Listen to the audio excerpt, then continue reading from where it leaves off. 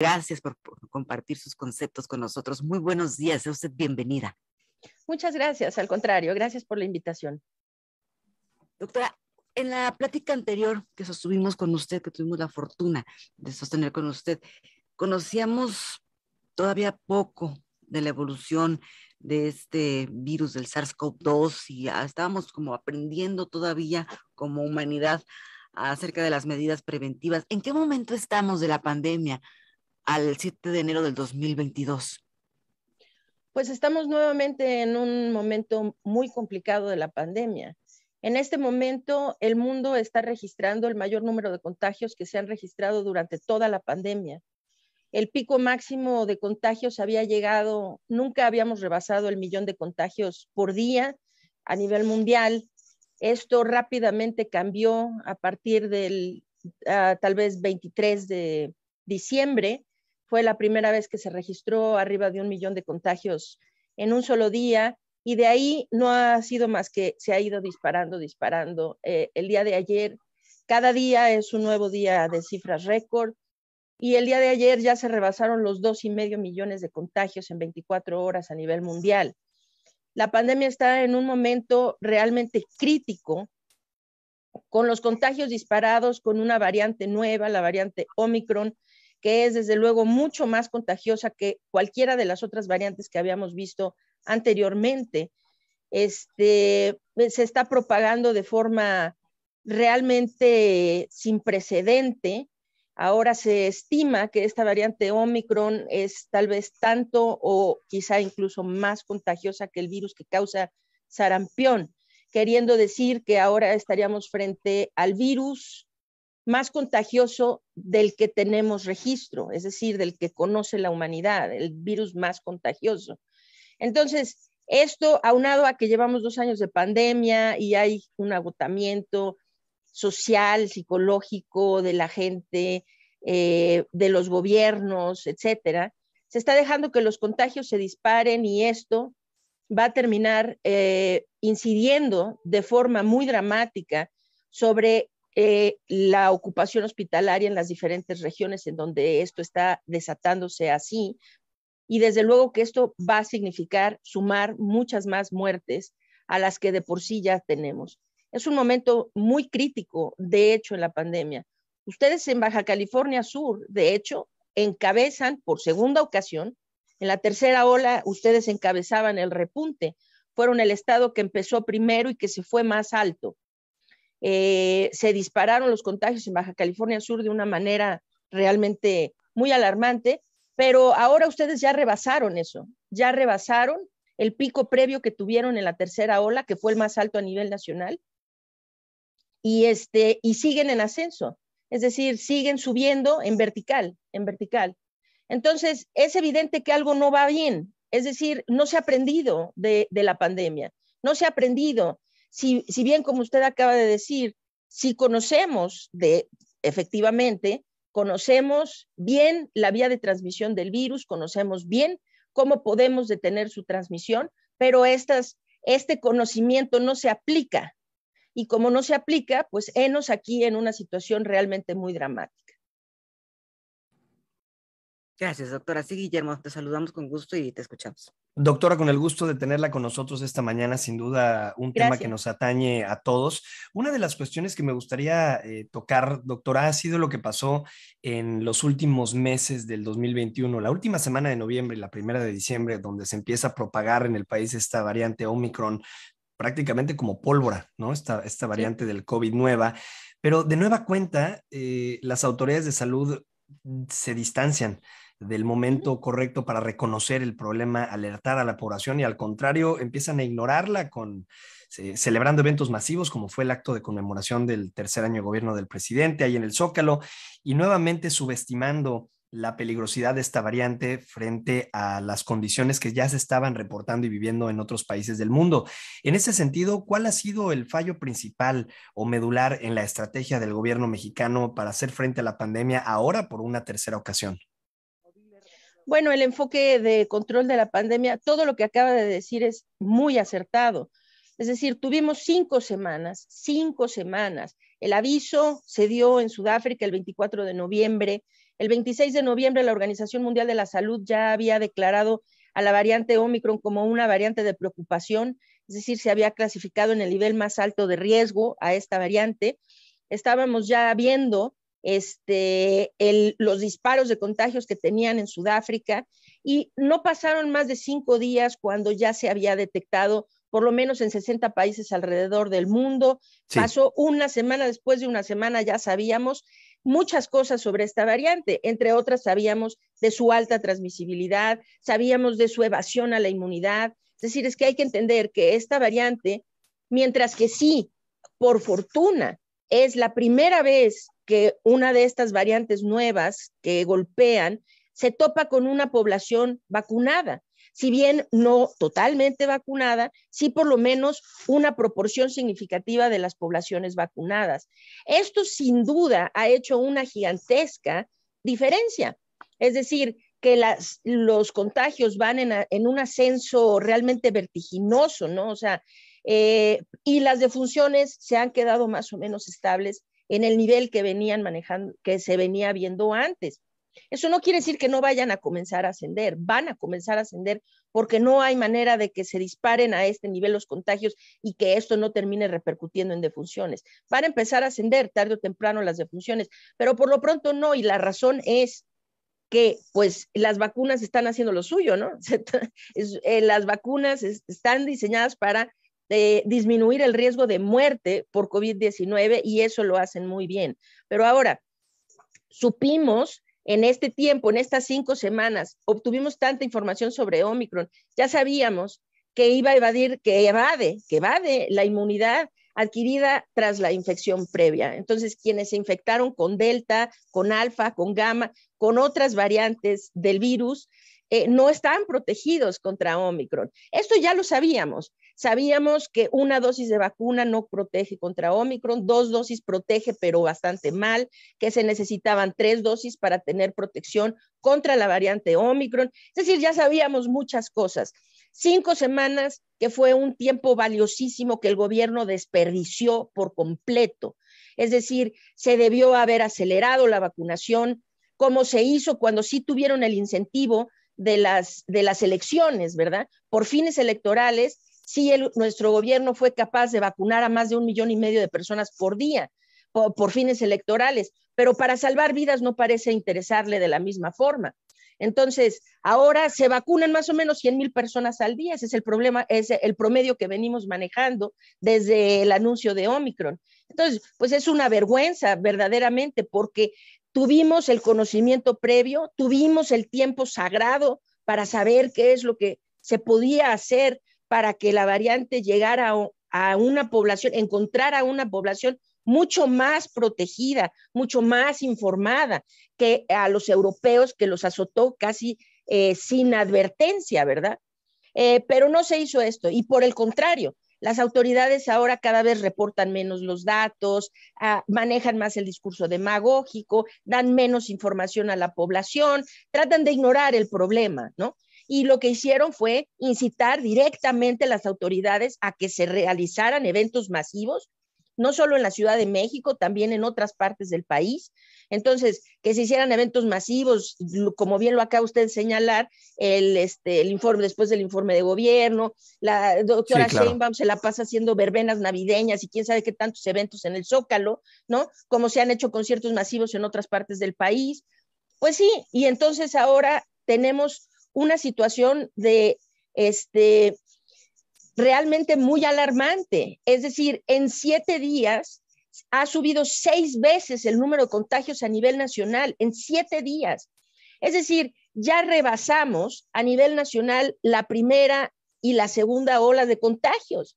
Es decir, ya ahorita tenemos más contagios que en la segunda ola y el día de hoy, sin duda, vamos a rebasar ya la tercera ola también. Es decir, vamos a ver más contagios de los que hemos tenido durante toda la pandemia y sin preparativos de ningún tipo, una población que se le malinforma porque se les dice no pasa nada, abrácense, ya es hora de abrazarnos. Ese es el mensaje del presidente de la República, ¿verdad? Cuando se dice ya hay mucha gente vacunada, no va a pasar nada, pues la gente se descuida porque este es el mensaje oficial de que no pasa nada. Y entonces con la gente mal informada y sin preparación alguna, pues no sé qué es lo que va a pasar, porque lo que hemos visto en países donde Omicron se comienza a propagar de esta manera es realmente una cantidad de contagios que es decir, en Europa empezaron a trabajar ya capacidad de pruebas. Si no tienen más capacidad de pruebas los países que hacen más pruebas en todo el mundo. Estados Unidos se le acabaron las pruebas diagnósticas. Los hospitales en Estados Unidos están saturando más de lo que se habían saturado antes. Estaban reportando Estados Unidos esta mañana 125,000 personas hospitalizadas, queriendo decir que ya rebasaron su pico más alto de hospitalizaciones. Entonces, quienes están soñando que esto no va a repercutir en las hospitalizaciones y las muertes, están impulsando un discurso que es criminal. La gente necesita saber que estamos en riesgo y que necesitamos ahorita redoblar todos los esfuerzos para controlar los contagios. Y qué bueno que haga estas declaraciones, doctora, aprovechando este espacio donde también lo que buscamos es compartir la información más veraz y más objetiva posible, tomando como referencia todo lo que está pasando en el mundo. Y le quiero preguntar, con un 8% reportado al día de ayer, 6 de enero, en la página de COVID-19 en la Ciudad de México, preguntando específicamente y tomando esta referencia, ¿estamos listos para hacerle frente a este incremento de contagios, este posible ingreso e incremento en las hospitalizaciones? ¿Estamos listos en cuanto a la infraestructura de salud comparado con cómo se dieron las cosas en las últimas olas de contagio de esta enfermedad? No, no lo creo así. Es decir, en la segunda, cuando tuvimos la ola más mortal que hemos visto, la más letal fue la segunda ola, que fue pues aproximadamente en estas fechas, tal vez cronológicamente un poquito antes, ¿no? Sí. Pero más o menos en estas fechas del año pasado. Y lo que vimos por lo menos en lugares en donde los contagios sí se fueron muy, muy alto, pero insisto, es que ahora van a ir más alto, ¿no? Pero donde vimos eso, como en Ciudad de México, por ejemplo, no, bueno, los hospitales estaban saturados, la gente se moría esperando en una ambulancia recibir una cama, ¿no? Se morían en la sala de espera de los hospitales, o en los carros esperando atención, o en sus casas, o en las banquetas. Es decir, vimos muchos casos de gente que se quedó sin cama de hospital, y no solo esto, ¿verdad? Vimos gente mendigando un tanque de oxígeno, una recarga de tanque, un concentrador. Es decir, no había suficiente oxígeno para que la gente, si bien no habían camas de hospital, por lo menos pudieran tener una fuente de oxígeno domiciliario, ¿no? Para tener eso. No se previó nada, y ahora no parece que se haya previsto nada adicional, porque incluso, es decir, el lunes estaban empujando viva el regreso a clases presenciales, ¿no? Y la secretaria de Educación Pública salió a decir después de un día, después del lunes de clases, fue un éxito el regreso a clases. Pues ¿cómo sabes si fue un éxito o no, si no sabemos cuál es la repercusión que esto va a tener? Se regresa a clases sin que las aulas tengan una preparación real para disminuir el riesgo de contagio de los alumnos y los maestros en medio de la peor ola que hemos tenido durante toda la pandemia. Es decir, el actuar del gobierno ha sido mayúsculamente irresponsable. Y la razón la desconozco. No sé si es meramente ignorancia o si hay alguna intención de dolo detrás, no lo sé, pero sí es una actitud completamente irresponsable estar ignorando este problema. Hace 7 días la doctora Claudia Sheinbaum dijo, no hay nada de qué alarmarse, no estamos en una cuarta ola. Lo dijo hace 7 días. Y la Ciudad de México hoy está desbordada de contagios, ¿no? Entonces, pues sí, no sé si le están apostando a que la gente deje de poner atención y que entonces, pues ya, ni modo, pues que se muera quien se vaya a morir y ya, ¿no? No sé, es realmente incomprensible, no entiendo, teniendo todas las señas de lo que está pasando en Estados Unidos, en Canadá, en Argentina y prácticamente en toda Europa. Ahora la India, desgraciadamente, parece que vamos a volver a ver una crisis ahí humanitaria otra vez terrible. La India ya empezó a escalar también y eso es muy mala señal, pero en fin, aquí en el continente americano los que estamos peor son Estados Unidos, Canadá, México y Argentina, que somos los que estamos ahorita más desatados de contagios. En Europa prácticamente toda Europa está en esa situación y los países que parecía que empezaban a disminuir como Alemania, pues tuvieron como un pico alto que más bien era empujado por la variante Delta, empiezan a disminuir y en cuanto entró Omicron, pues ahora Alemania ya otra vez está repuntando, o sea, todo mundo está en repunte.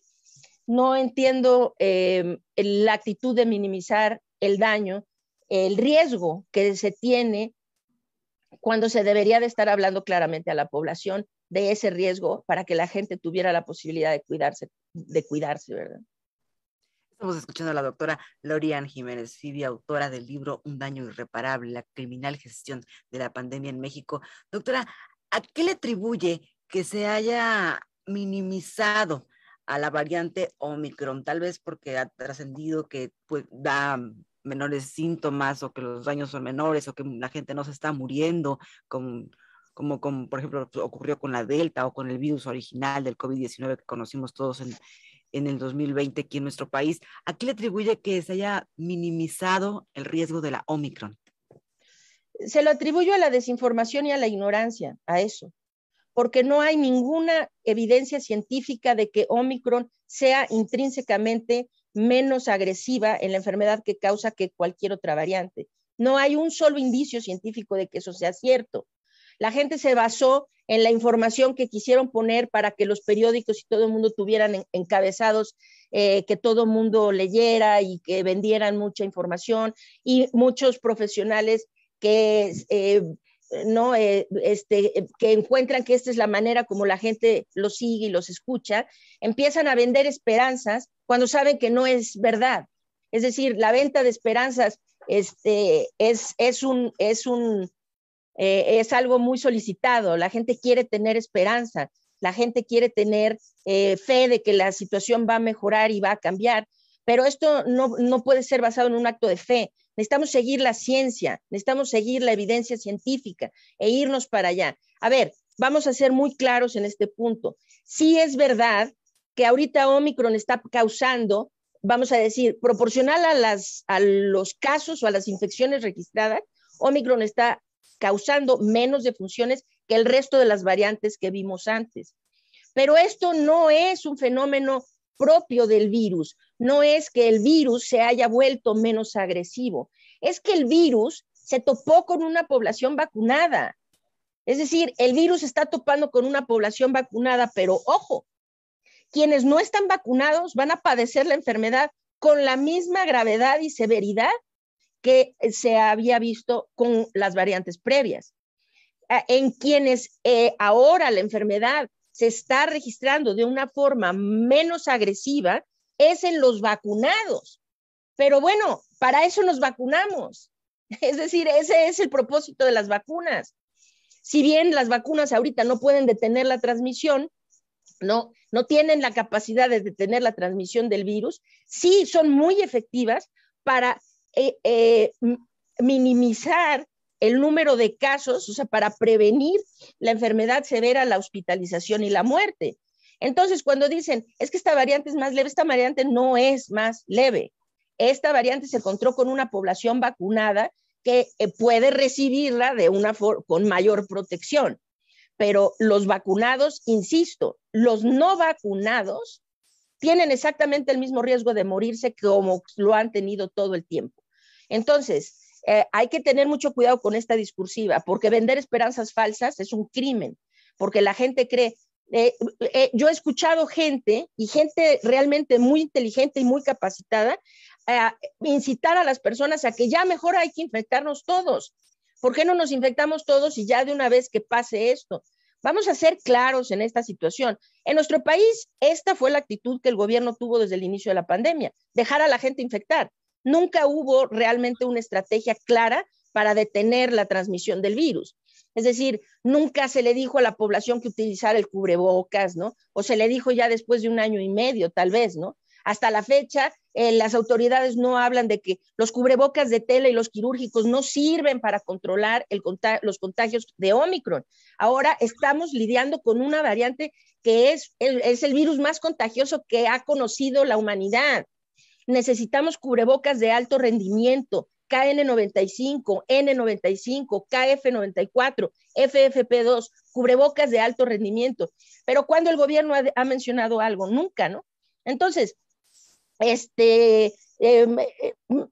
la información que el gobierno está dando, pues, es contraproducente al esfuerzo de contención. No se ha tenido nunca la intención pues de disminuir los contagios, de disminuir los contagios en nuestro país o la transmisión del virus. Esto pues es lo que nos tiene así, y ahora sumamos, nada más así, ya sumamos en cifras de exceso de mortalidad más de 664,000 defunciones a consecuencia de la pandemia. Datos, qué ilustrativos datos está dando, doctora, porque a veces desconocemos tanto todavía de esta pandemia, de esta variante sobre todo, y nos gustaría hacer una pequeña pausa comercial porque así lo dicta nuestro reloj programático. ¿Nos permite un par de minutos? Desde luego, con mucho gusto. Mil gracias, ahorita venimos.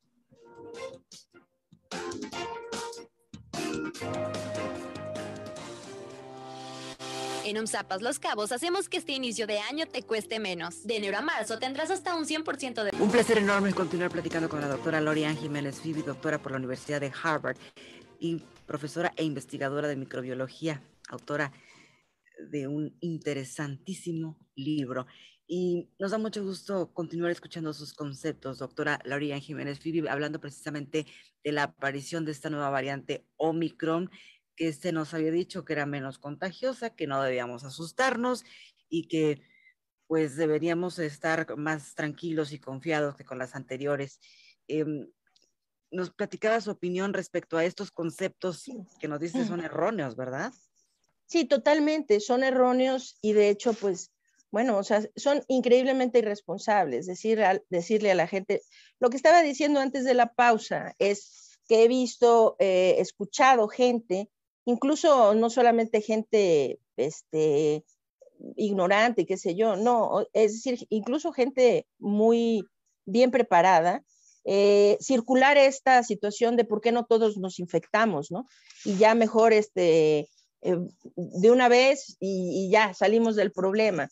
Cuidado con este discurso y no se dejen convencer de que todos nos vamos a infectar y que no hay remedio, y no es verdad.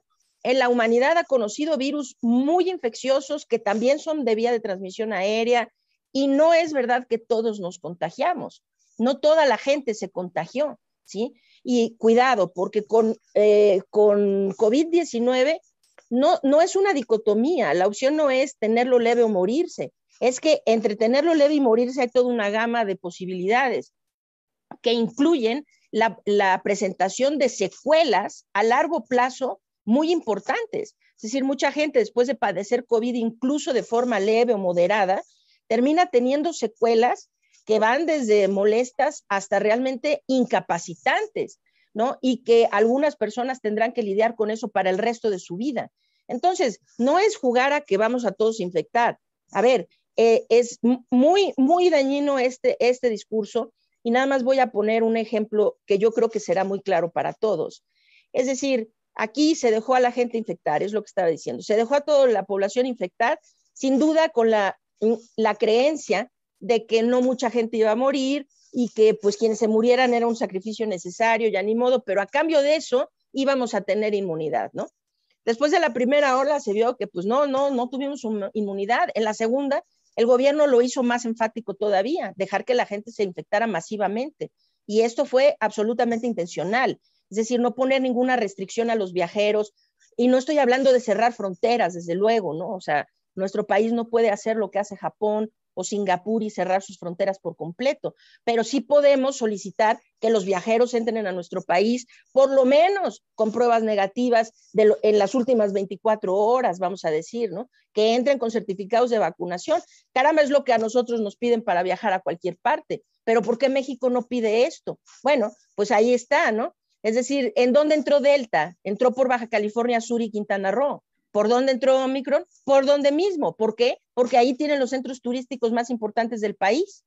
Entonces, hubiera hecho una enorme diferencia tener algún tipo de vigilancia epidemiológica en las fronteras y tener algún tipo de restricción de viajes. Pero nuestro gobierno siempre se ha negado a esto. Se negó a instruir el uso del cubrebocas, se negó a realizar pruebas suficientes para poder realmente detectar a todos los contagiados, tener alguna estrategia de rastreo de contactos, de aislamiento. Es decir, fue intencional dejar a la gente infectar, ¿no? Y entonces, ¿pero a cambio de esto qué? Vamos a decir, este es el ejemplo que quiero poner. ¿A cambio de esto qué? A cambio de esto se han muerto más de 664,000 personas en México por la pandemia, y hoy tenemos un virus que evade la inmunidad de la infección previa, queriendo decir que se sacrificaron 664,000 vidas para nada. Es decir, no sirvió de nada, porque esa gente que previamente se infectó, hoy vuelve a ser vulnerable. Entonces, esto es realmente, no hay que irse por eso. Lo que necesitamos es detener la transmisión del virus. Y aquí quiero hacer hincapié en un punto adicional, que dejar a la gente infectar no solamente tiene que ver con disminuir, es decir, controlar los contagios no solo tiene que ver con disminuir la enfermedad, el sufrimiento, la muerte, todo esto, no. Es decir, también tiene que ver con que entre más dejemos a la gente infectarse, se generan más rápidamente variantes del virus. El virus sigue mutando muy rápidamente. Entonces, es una responsabilidad, vamos a decir, humana, detener la transmisión de este virus, porque Omicron sin duda podría no ser el último, ¿sí? No va a ser la última variante si no detenemos la transmisión del virus. Doctora, uno de los temas que también nos competen mucho, usted hablaba de cómo Baja California Sur, nuestro estado, ya específicamente y de manera local hablándolo, encabeza esta cuarta ola, nuevamente como lo fue en otras ocasiones. Pero bueno, me llama la atención un artículo que leí en el periódico Milenio, que justamente hace una entrevista al inmunólogo José Israel León Pedrosa, que explica lo referente a las pruebas de antígenos, ahora que se dispararon los contagios de COVID-19, después de estos festejos navideños y todo lo de fin de año, doctora, con la propagación de la variante Omicron, pues ha sido muy común que las personas que se hacen pruebas rápidas de detección de COVID-19 obtengan resultados negativos, aunque tengan síntomas. Entonces, la pregunta aquí es, ¿por qué hay tantos falsos negativos? ¿Y qué nos puede comentar sobre este tema que me parece muy importante porque están en la calle circulando y en contacto con los demás personas con falsos negativos pensando que no están infectados con el virus? Sí, este es un punto muy importante. A ver, las pruebas de antígeno, es decir, tienen una utilidad muy grande, sí tienen una utilidad grande porque dan resultados muy pronto, son muy económicas, es decir, sí hay una utilidad incluso ahora en donde su índice de falsos negativos se ha aumentado tanto. Es decir, siempre las pruebas de antígeno tienen una especificidad, es decir, ¿de cuántas veces estando el virus detectan al virus? 100%, ¿ok? Queriendo decir, tienen una especificidad muy, muy alta. Es muy similar a una prueba de PCR, que raya la especificidad en el 100%, ¿no? O sea, ok. Pero la sensibilidad, esto quiere decir cuántas veces digo que es, vamos a decir, cuántas veces digo que es negativo cuando en realidad tiene la enfermedad, ¿sí? Ese es el índice de falsos negativos y la sensibilidad infiere sobre este punto, sobre el índice de falsos negativos. Ahora, las pruebas de antígenos siempre tuvieron un rango que iba dependiendo de la prueba y una serie de cosas. En el rango, vamos a decir, para personas con síntomas, gente que ya tenía síntomas, el índice de falsos negativos iba más o menos en el rango entre, vamos a decir, el 8 y el 10% de las pruebas daban índices de falsos negativos.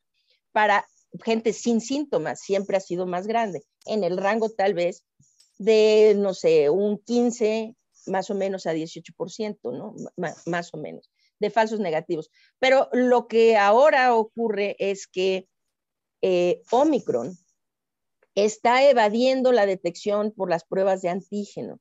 No es que no sirvan, no es que sean inservibles, es decir, tienen cabida y son importantes, es importante su uso para detección masiva en la población. O sea, hay un uso específico de las pruebas de antígeno, pero la gente sí necesita saber, si usted tuvo un contagio, quienes hayan tenido un contacto de riesgo, es decir, yo estuve en contacto, una persona en mi casa se infectó, ya está confirmada, o fui a una fiesta y me dijeron al siguiente día, chin, ¿sabes qué? Fulano que estuvo ahí está contagiado. Alguien, cualquiera que haya tenido un contacto de riesgo. Si se hace una prueba PCR negativa no necesita confirmación, positiva no necesita confirmación. Cualquiera que sea el resultado de una prueba de PCR no requiere confirmación, el resultado se da por sentado y ya. En las pruebas de antígeno, si da positiva, por su alta especificidad, una prueba de antígenos que da positiva, se toma como tal. Usted está contagiado y ya, no requiere confirmación. Pero una prueba de antígeno que da negativa a una persona que tuvo un contacto de riesgo, requiere por fuerza una confirmación por PCR. Esa es la situación en la que estamos actualmente. Entonces, esto es importante tenerlo en consideración. Ahora, vamos a decir, para los viajeros y demás, pues no tiene mucho sentido hacer esas confirmaciones. O sea, tendría sentido, pero vamos a decir, se vuelve logísticamente muy complicado si cada vez que una prueba de antígeno da negativa, se le pide al 100% de las personas que confirmen con PCR, pues ya para qué hacemos las de antígeno, mejor todo el mundo haga PCR si ya, ¿no? Porque muchas de las personas que no tienen contactos de riesgo, pues la mayoría son negativos, ¿no? Entonces, a lo que voy es para, por ejemplo, viajeros que se les pide pruebas antes de venir, o de hecho, en Baja California Sur, por ejemplo, ustedes, porque es una lástima, yo de verdad lo digo, yo conozco que en su estado hacen un esfuerzo que realmente es mucho mayor al esfuerzo que se hace en prácticamente todos los estados de la República en términos de controlar y contener el problema de la pandemia, porque saben que para ustedes es muy importante tener esto bajo control, porque desde luego que el turismo es... se ve afectado. Se ve afectadísimo y eso es su principal actividad, ¿no? Económica. Entonces, y la verdad, yo sí conozco lo que hacen en Baja California Sur y yo me quito el sombrero, sí se me hace, que hacen un esfuerzo mucho mayor que otros estados.